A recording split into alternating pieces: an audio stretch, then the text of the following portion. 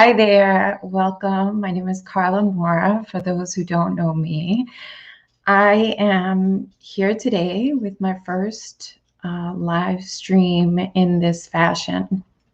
I'm going to be broadcasting to YouTube and my Facebook group and page, Hindsight with Carla, and my profile. So if you would, it would be awesome if you subscribe to my channel and yeah, and check out any upcoming content.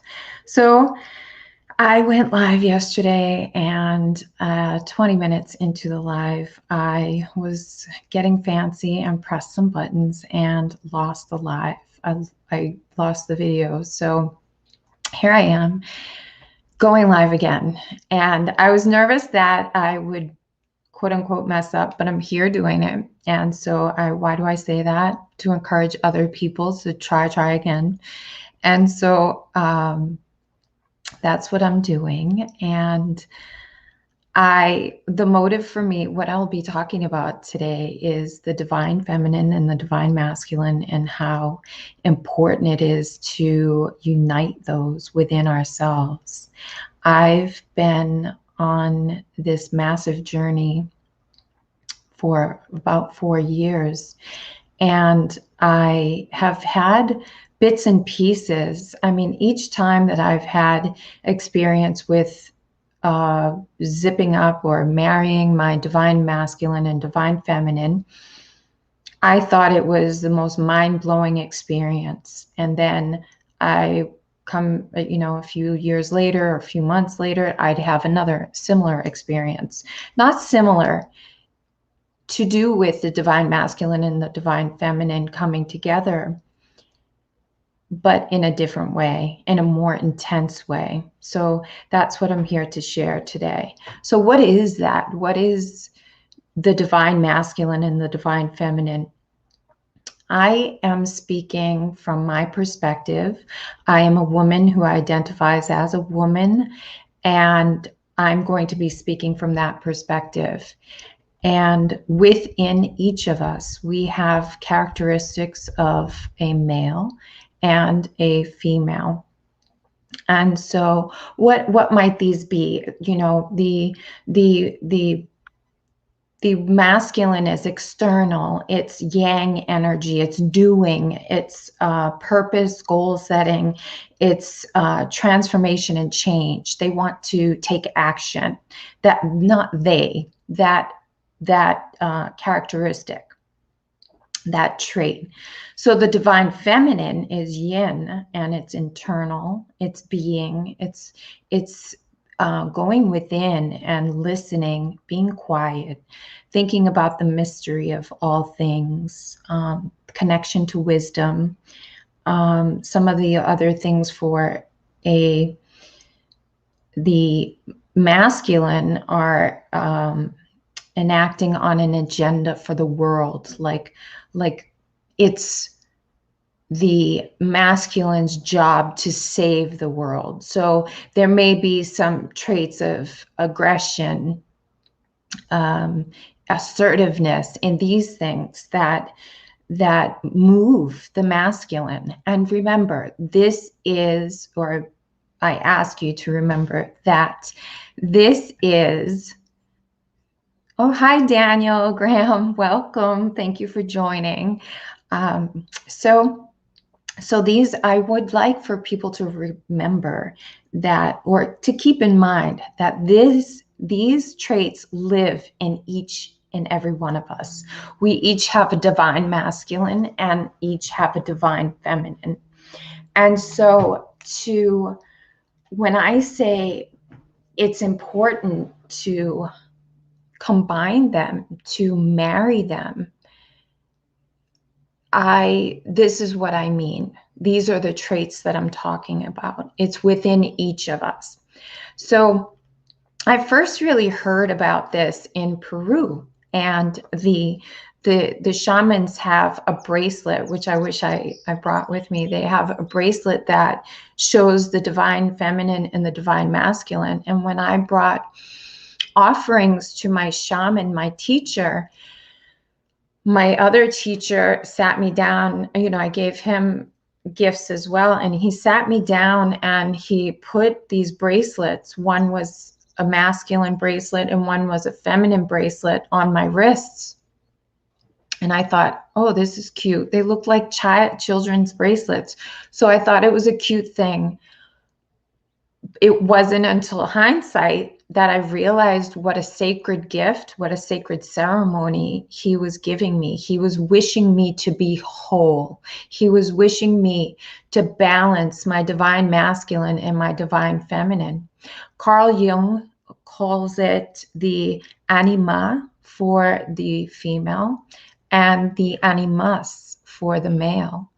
And so there are different names for it. A list would be sort of the yang is for the masculine, the yin for the feminine, the Ida for the is a Sanskrit term for the lunar energy, which is feminine, and the Pingala is the sun, the solar energy.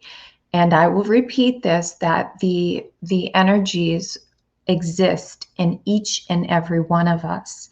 And when we deny one or the other, we are robbing ourselves of a chance to be whole. And this is why I saw that the gift that my teacher in Peru was giving me, the divine masculine and the divine feminine bracelets, and how he took the care to put them on my wrists one at a time and with such intention. This is why I see that in the way that I do. I realized, I looked back and saw how important and what a gift, what a sacred blessing I was being given in that moment. And so I'm truly grateful for that. And all of the teachers, I just want to take a minute to thank all of my teachers, seen, unseen, the Great Spirit, my teachers in Peru, Russia, Mexico, all of them. And I truly am grateful for these teachings. They have brought me to this point, and it's been an exciting and great journey. So I'll start with or continue talking about the divine masculine and the divine feminine. I'll jump in with this year, 2021. At the top of this year, I decided that I wanted to integrate more of my feminine qualities. And so I looked at ways to do that. And I was led to a book called the Goddess Warrior. I know I'm not saying the right title of this book, but I'll get the name of it and put it in the notes. And so that book helped me look at myself as a woman and tap into some of the divine feminine traits that I possess and explore them. And one of them was creativity. So I also took a class that it was a challenge. It is a challenge. It's ongoing. And it's an art and meditation challenge. And it involves the green Tara. And the green Tara has 21 emanations and these different archetypes and facets of herself. And so we are invited to read a chapter in this book, which I also don't have the name of. Forgive me. So I can put that in the notes as well. The green Tara, her 21 emanations. And so each chapter is dedicated to one of her emanations. And so we read a chapter, we learn, have a lesson on art to do with that emanation, and we're invited to paint on a canvas. And all 21 emanations become an exercise, and the exercises are all done on one canvas. So several things came up for me with this, and it was I was so nervous to express myself in art. I have plenty of paint brushes and canvas, and I was very nervous. My first attempt, a recent attempt, was a black hole. I literally painted a black hole. So I felt really stuck in that area. And taking this course helped me in so many ways. It helped me tap into my divine feminine. And how did it do that? Well, the Green Tara talks about how the Buddhists said to women, don't try to become enlightened. Wait until you are reincarnated as a man. And as a man, you will become enlightened, because women cannot become enlightened. Now, that is pretty harsh for a whole, I mean, think of all the Buddhists around the world. Think of the energies that Buddhism carries. To be a woman and be told that, skip all that stuff, honey, and wait until your next incarnation when you're a man. If you become a man, then you can become enlightened. And Green Tara said, no way, man. I am powerful. I am all things. She embodies so much. And she became enlightened, and she helps others in that path. And I am grateful to be one of those people that I've tapped into this energy and these knowings and been led along to find empowerment. And so I just want to say that I have dogs and I live on a lake, and this is the time that people take their evening boat rides at times. So there may be some barking in the background, just as a warning. So, what came of the art project, or what has come so far, is that I see that art is time. Time is art. And what does that mean? When I stepped into the space of creation, and that's all our birthright, to create, to be creative, to create the life that we want on this planet, to be co-creators, to manifest as we please, to our heart's content. But we've been riddled by self-defeating ideas, limiting beliefs, a society that holds us down. And one of the things for women was that, oh, wait until next lifetime and you can be enlightened if you become a man, if you incarnate as a man, which is a limiting belief. And so the art project allowed me to break through so many self-limiting beliefs. I was able to see that art truly is time. I'm an energy healer, worker, light worker. I sense energies deeply, on a deep level. I'm aware that I'm sensing these energies. And so I was able to see that when I was creating, when I was doing art, time was stopping. I was in a space where time was slowing down, and it felt, the purpose of that was to be able to connect to timelines that were of my heart's content, because we have unlimited possibilities for where our future can take us, and our timelines are what gets us there. So when I could sense the timelines presenting themselves in a more fluid way, it was during these times of creating art.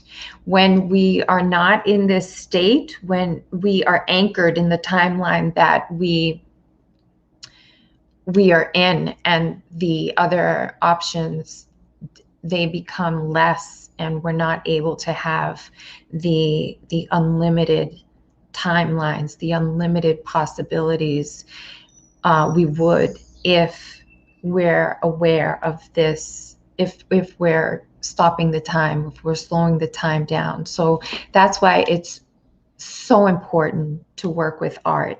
And there are so many different ways, so many different mediums for an artist to express themselves and tap into the creative energy. And that's what I'm inviting people to do, so that they can sense these things and that they can have a shift in their perspective and consciousness. So there is a book around this, and it's called the Manifesto for the Noosphere. And so this book talks about art being time, and it goes into that in detail. So I invite you to read this book by Jose Arguelles. And it is about what's happening on the earth at this time and where we are headed. And it's amazing. It is amazing. So I want to say that I had recently a mind-blowing experience with my divine masculine and my divine feminine, which took me back to the places where I've had lessons about this in the past, in hindsight. And I've been studying the animus and the anima, according to Jung, Carl Jung, in a course for the last several weeks, which has been amazing. And I've also been attending a womb wisdom class with an indigenous Mexican woman.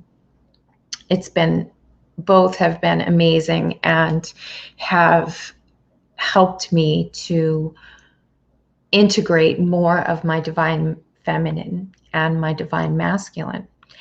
I had a very big surprise, and one of them was in my womb wisdom class. The first night we were asked to tap into our womb space, which is a space of creation.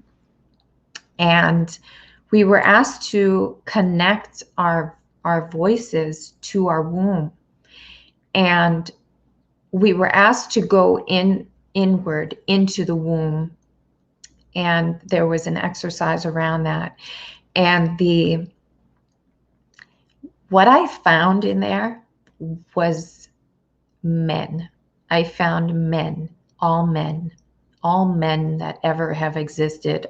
The concept of man, males, the divine masculine. I found that within my womb. That was a shocker. That was a surprise. I thought, this is going to be a womb wisdom class. It's about women. What am I doing finding up men in my womb?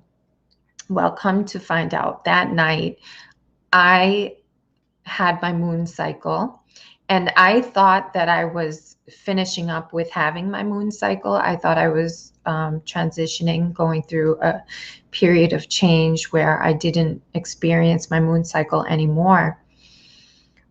But surprise, surprise, I had my moon cycle the next night after the womb wisdom class. And so it was super intense. It was super painful. I was in so much agony. And sometimes I do work for the collective. There are people among us who are aware that they do work for the collective. I believe we all do on some level. But I'll speak from my perspective, and I do work for the collective. And this evening I was asked by my spirit guides to transmute male energies of a lower, denser constitution. So I was in a lot of pain, and there is something that is known as the Yoni Mudra, and it looks like this. And this goes over the womb space, and men can do this as well, I've learned. But women can put the yoni mudra over their wombs while they are having their moon cycle and transmute. And this is what I believe has been going on with women and their pain. That's why the pain is there. We are in imbalance. And so this is how the pain comes through. And women have been denying that pain by I have personally, I'll speak for myself, where I've taken ibuprofen in the past. I've taken alcohol, cannabis to numb the pain and get away from that.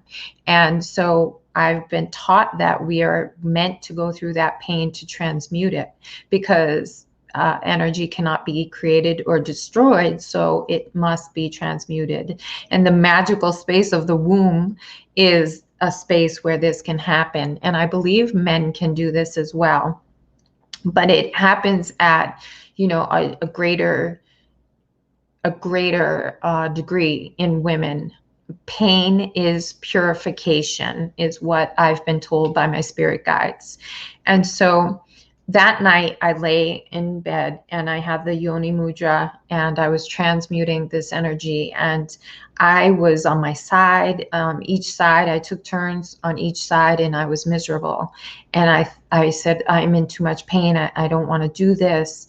And my guides were like, please do that. They weren't like, please. They were like, just do it. Get on your back, stay on your back, do this, get on your back. And so I kept going on my back and working with doing more of the transmutation. And when I was doing that, I was being told, do you feel that? Do you feel that pain? And I've had an appendectomy, an emergency appendectomy, where I had to have my appendix out. And I was in so much pain. And this was worse than that, I believe. And so my guides kept putting my attention to that pain. Are you feeling that pain? Do you feel that pain? Think about that pain. Settle into that pain. And I did. And then they said, this is what men have been suffering through. And so I was glad to take that pain and transmute it, because many men have been in pain, in silence, without support, and with tons of backlash, frontlash. I mean, really awful treatment, and no invitation for comfort, support. I mean, maybe by moms, but I mean, as a society as a whole. And I felt into that pain, and I know it's huge and it's there. And that's what's healing on the planet at this moment. And I'm grateful for it. And thank you for all those who are doing the work. Thank you for those who are doing individual work, those who are doing the collective work. It's a beautiful dance. It's a beautiful thing to come together and collectively heal the wounded masculine. And it's super exciting. It's super exciting. And if I'm a little nervous, so, if I'm sort of serious about this, it is a serious topic, and I'm working to cover all bases, sort of, to get the information out there so that people understand. And so why is this important? Or why do I believe it's important? I believe it's important because the founders, the creators of this society knew that keeping us out of alignment with our divine masculine and divine feminine would keep us looking on the outside for answers answers on the outside for us, and for our lives, for society, for justice, etc. It was all to be found on the outside.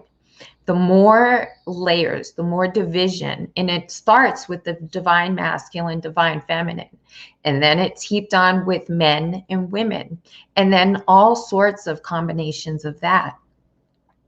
And so, I mean, black, white, cops, lay people, all sorts of vaccinated people who want to vaccinate versus people who don't. I mean, there are Red Sox versus Yankees, Boston versus New York. There are so many ways that we have been led to this divisive arena, and we are divided even within ourselves. And that is the key. That is the most damaging part of all of this. If we're working to bring people together, if we're working to heal men and women and Black people and white people and Hispanics and or you know, people from outside of this country with people in it, and you know, soccer players and the fans, whatever dividing manifestation, we're working to repair and heal. The more we're not working within ourselves to heal our divine masculine and our divine feminine, and that's where the magic is. That's where unity lies. That's the God. That is God.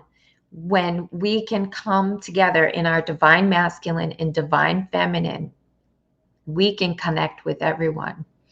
And so when I think about it for myself, going back to this womb wisdom and what I was doing in finding the men there, I realized that over the past several months, when I was looking for my woman, when I was looking for the woman within me, I was finding the man within me. I was finding discernment. I was finding traits that were male within myself. And I was tapping into those and I was flourishing. I am an emotion code practitioner, which means I remove trapped emotions from people's bodies that are trapped in their DNA. And so I did a healing on myself, and I removed the emotion of failure. And after I removed that emotion, I was not afraid to fail. It's one of the reasons why I'm doing this. And I failed last night, and I'm not afraid to fail. So I'm back again. And so assertiveness, discernment, competitiveness. So all of these words to me had a low level, low vibrating energy to them, and I resisted them. And in resisting those male traits and denying them, I was denying part of myself. I was not whole, but I'm working to be whole, to integrate those things, because we can be competitive without being lower energy. We can be assertive without being lower energy. We can be many male traits that have been looked at as lower energy and twisted, and we can work with those to in a positive way. They've been damaged by acts and energy that have been infused in them. So I took those and I ran with them.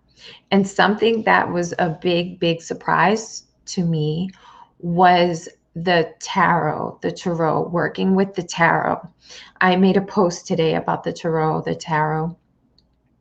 that about how it seems to be a whole, how it seems to be God embodied in this deck of 78 cards, how it seems to be everything. And so some of the cards have competitiveness, discernment, aggressive, assertiveness. And working with the tarot has helped me integrate those divine masculine traits within myself.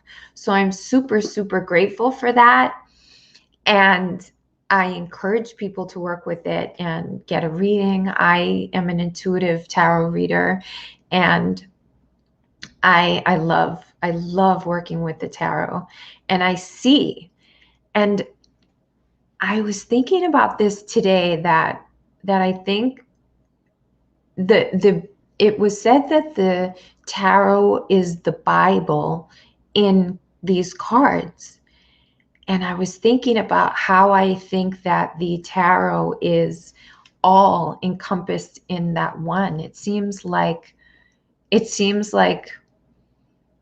Noah's Ark. Like all of the archetypes have been encapsulated in these cards. And I was thinking about the Bible, and I was thinking about, Genesis is the beginning, and then Revelations is the end, I think, the one where the burning, people are concerned, like, my gosh, this is coming to pass, that we're going into, hell and damnation, and that we're going to perish. And I thought about the Bible, and there is so much within a human and a human's existence, and the human existence, their time on earth, that I strongly believe, or I have a hunch, that the Bible is one person's experience in a lifetime. All the possibilities that could be for one person. And it holds these choices, these temptations, these options, and the different outcomes for each of those options.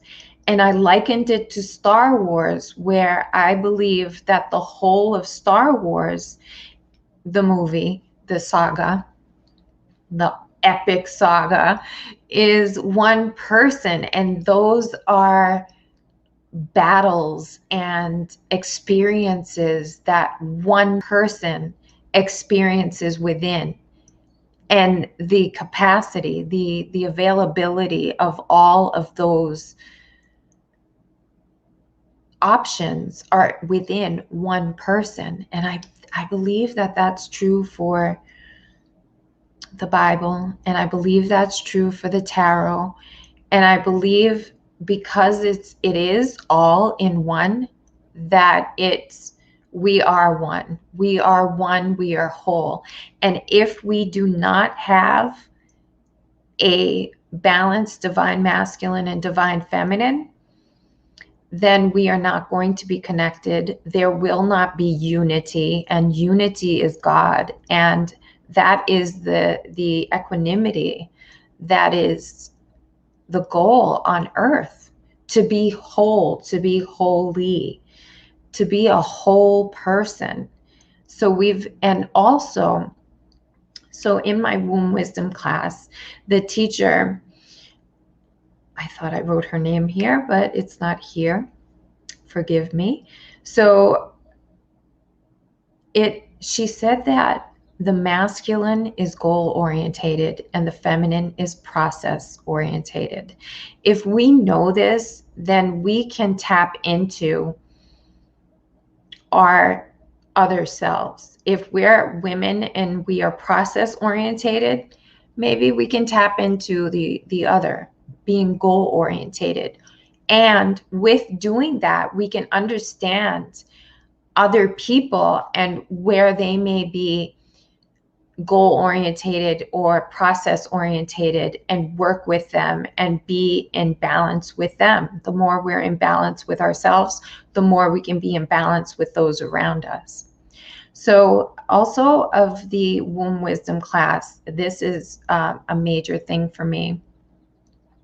Okay, so I'm going to go back to 2019 in hindsight, where I was introduced to the prophecy of the condor and the eagle. What is that? So I was bringing a group of people to Peru to facilitate a shamanic cleanse retreat.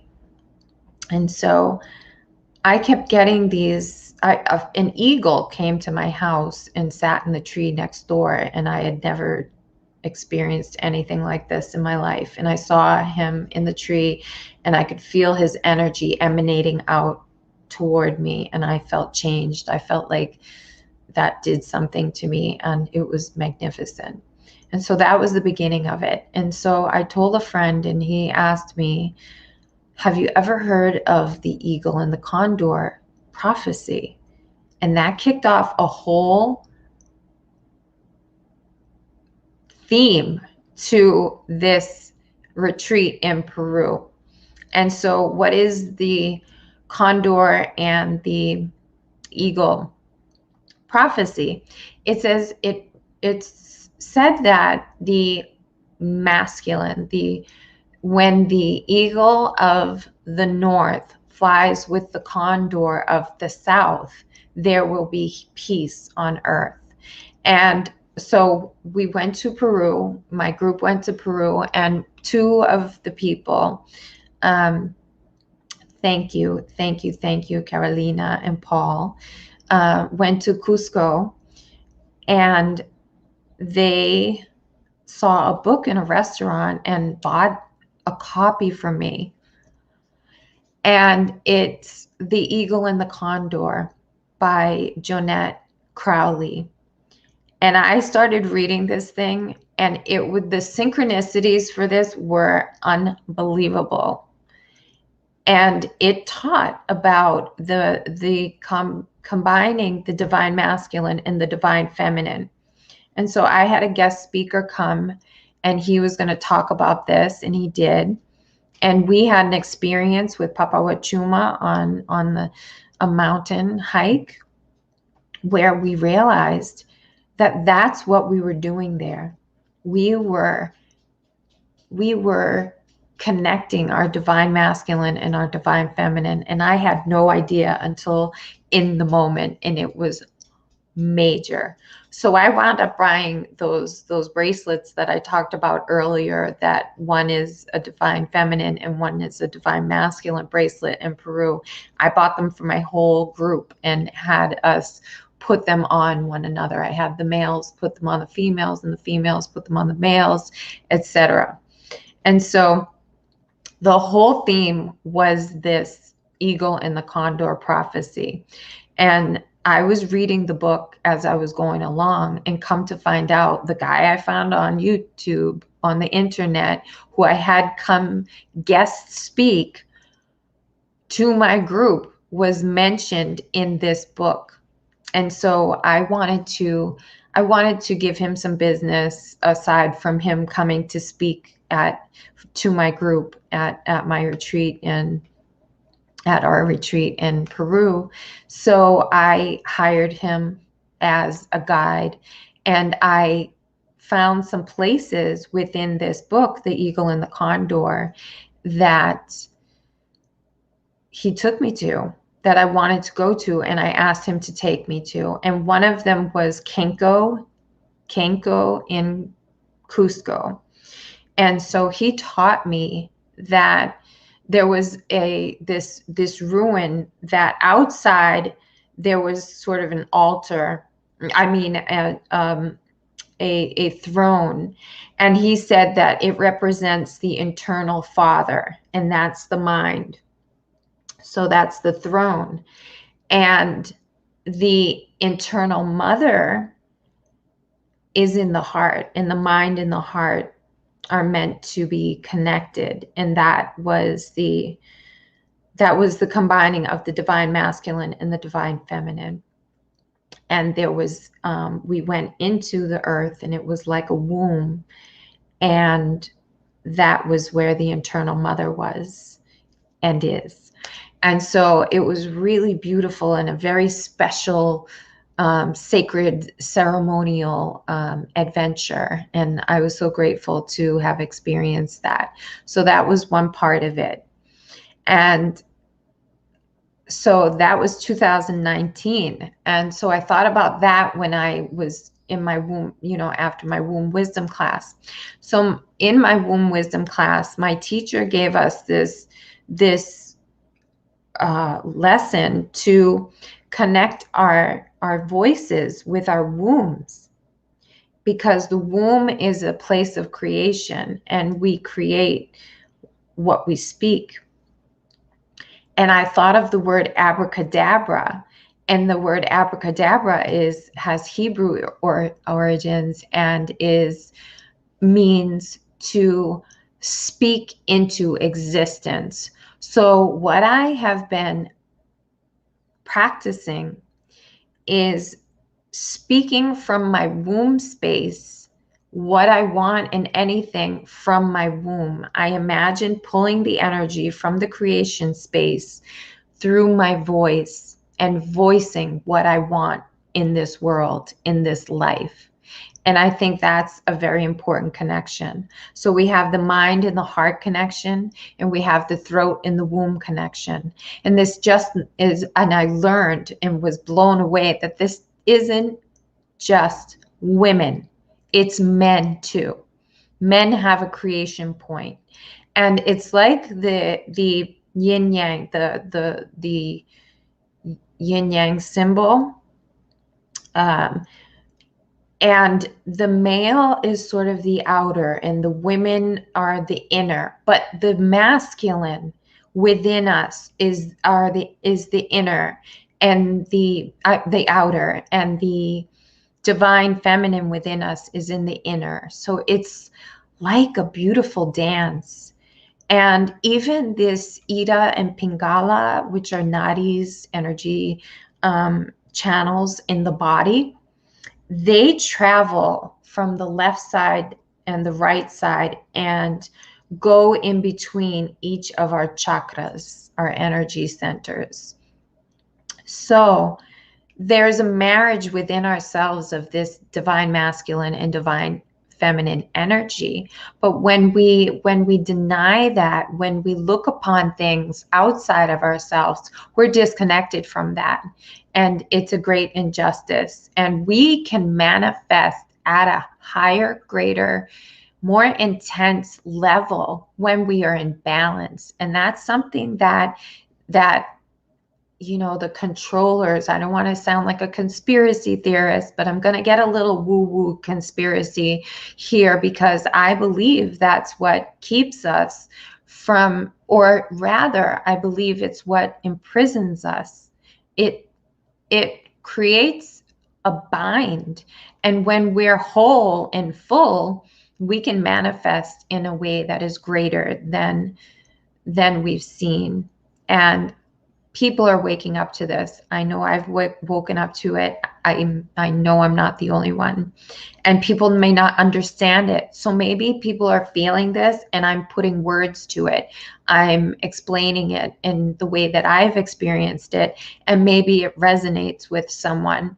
And that's my motive for doing this, as well as to ask people to consider the things that I'm talking about and consider working with this so that they can be whole or more whole and live the best life possible. Because to look outside of ourselves is to find what we've been suffering for so long.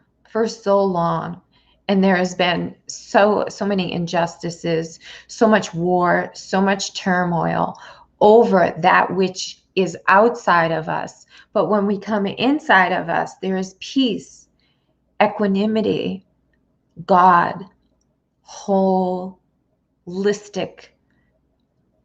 space, a space of divinity, of unity. And so I invite people into themselves, into that space. I mean, it's pretty awesome here. And so I wanted to bring back way back in the Wayback Machine in hindsight. And this is where I really got my mind blown, because I didn't know what was happening at the time, and I had forgotten that I had done this. In 2017, I took another group of people to Peru with a co-facilitator, and we had before I spent about a month in Peru, and there were different parts to that journey for me. I spent a bunch of some time in the forest, being taught about Kambo and the Sapo frog. Thank you. So many blessings to the jungle and my teachers, Johnny Java. Thank you. And then I came to Cusco and then went to the Sacred Valley to co-facilitate this beautiful shamanic cleanse retreat. And my niece was one of the participants, so that was major. Hey, Christina, great job. When I think of the word fierce, I think of her. So anyway, so we had this retreat, and then I knew that I wanted to go to Lake Titicaca. I didn't know how I was going to get there. I didn't know what that would look like, but on a pizza shop window, I saw in Cusco a retreat that was a silent retreat on Lake Titicaca, and it just happened to fit in the days after I was finished with the shamanic cleanse retreat, facilitating that, and my journey back to the States. And I said, okay, I've got to do this. So the retreat ended, and the next morning at 5 a.m., I was out the door and I was on my way to Lake Titicaca for this silent retreat. And at the silent retreat in Lake Titicaca, which is a very big, it's a massive power center of energy on the planet, on this Isla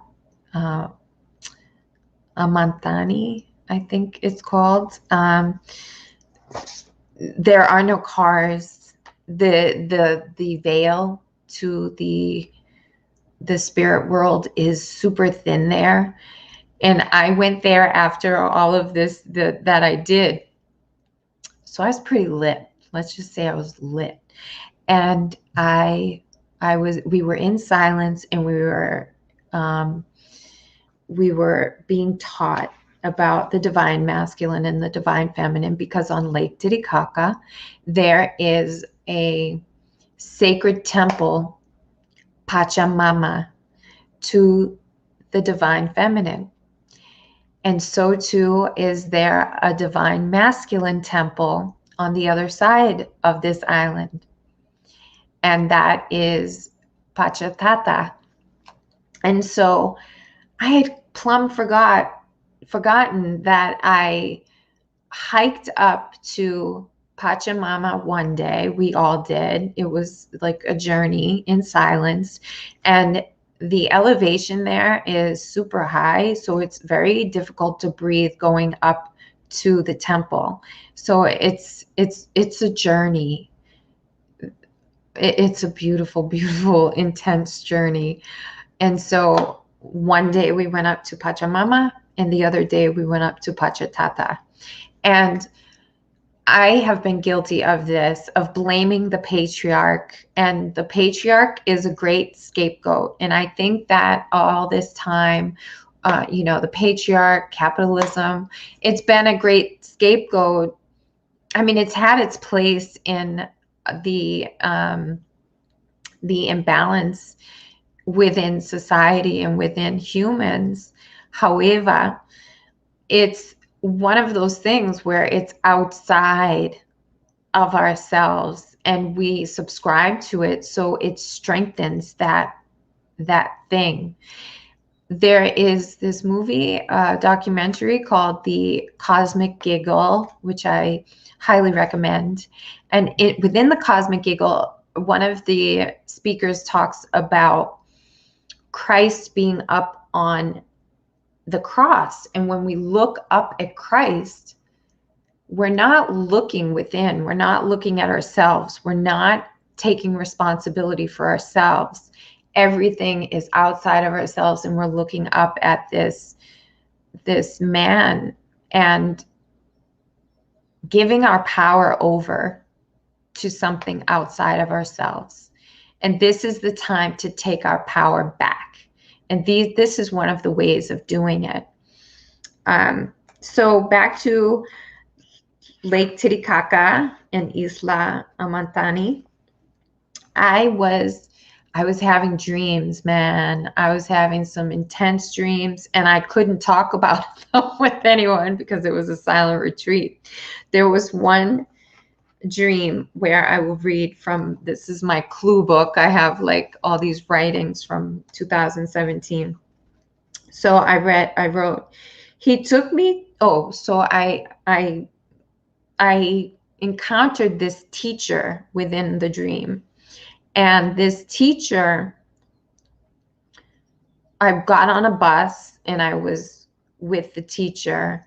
And then I was in, if you ever saw Star Wars, it's Luke Skywalker's hovercraft. Yeah, it was that. And so we were in that, and I wrote, he took me to what he called 0 point on the planet. This is where I gained the knowledge that at 0 point, all existed and didn't exist at the same time. Or maybe it was more because nothing existed, everything existed. And then I wrote, maybe some other time. Oh, and I wrote that this is 0 point. He took me to 0 point, and he named, like I remember coming out of that dream and saying I was taken to 0 point on the planet, the place of creation, the place where everything began. And so I wrote here potentiality, and I wrote it was the womb of the earth. And so for the longest time, so I have a labyrinth in my yard. I was guided by spirit to create that. And here is a labyrinth. And here is the center, and which represents the womb. And so this is the point of creation for the labyrinth. And another representation of the womb is the mandala. And so this is a representation of the womb. This is the point of creation, 0 point. So if you think of geometry, before you put a pen to the paper, the space that you put that point on the paper is 0 point. Anything can happen. You can make a box, you can make a triangle, you can make anything from 0 point. And so I didn't know what that was. And then I read in one of the esoteric books I've received from this curious healer. I received about 2 boxes of books. I read about the man Pierre Teilhard de Chardin, and this is his book, The Phenomenon, the Phenomenon of Man. And so he talks about point omega, and I had never heard anyone talk about 0 point in the way that I experienced it.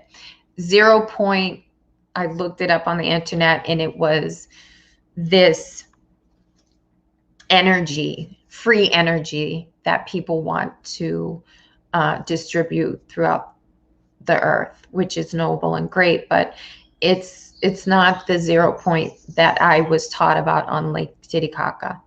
So 0 point lives within the womb of every woman, and it lives within man. I was missing this point. I thought women were the only ones who could create, but we can't create without man. We can't create without divine masculine. There's just no way that divine masculine can exist without divine feminine, and divine feminine can exist without divine masculine. So to marry these, to bring them together within us, we are bringing our creative points back to their factory settings the way they were meant, and being in our full power. And that means great things for us on this planet, and to be able to manifest and to be able to create and co-create from this space is of a holy nature. So men and women are able to do this, and it's a beautiful, beautiful realization, and it's a beautiful experience. So I'm coming up on an hour, so I'm going to wrap it up with an invitation for people to look for ways to combine their divine masculine and the divine feminine. One way is to do alternative nostril breathing, which is to put your 2 fingers in the center of your palm, and with your thumb and your ring finger alternate, close off an alternating nostril. So you can inhale, you can close off with the ring finger, the left nostril, inhale with the right, hold it, close off with the thumb, the right side, and exhale. And then you alternate. And those in that space, you can think of marrying your divine masculine and divine feminine. You can think of connecting your mind in your heart, and you can think of connecting your voice to your creation space. For men, it can be the sacral chakra, and for women, your wombs, to really get into it with the wombs. Men, connect to the womb of the earth, connect to the womb of your woman, your mother. Think of these things as a holy space, because it is. It is a chalice. It is the creation point. So there is one way. And I highly recommend The Eagle and the Condor by Jeanette Crowley, and the breathing exercise. I am offering 6 weeks of helping people, of workshops, 6 weeks of sort of coaching. And one of the themes is merging the divine masculine and the divine feminine. So if you have a deep desire to explore that in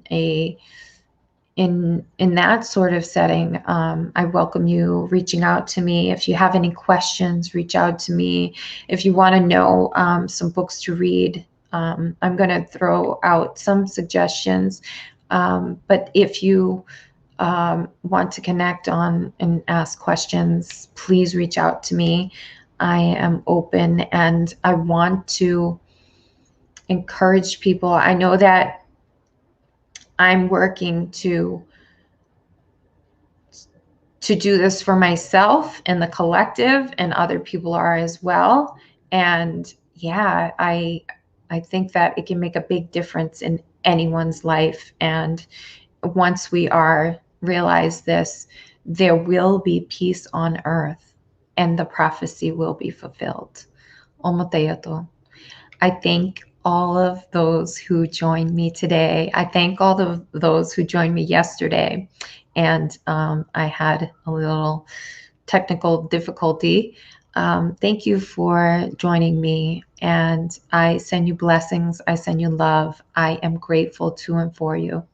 Thank you. Ciao.